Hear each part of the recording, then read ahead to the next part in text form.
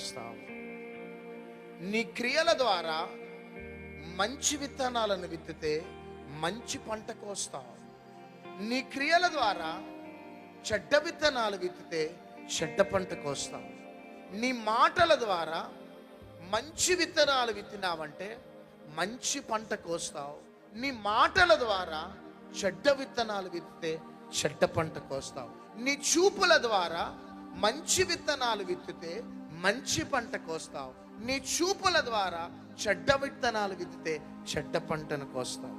ఈ విధంగా నీవు తీసుకుంటున్న నిర్ణయాలు, నువ్వు మంచి నిర్ణయాలు తీసుకుంటే మంచి పంట కోస్తావు.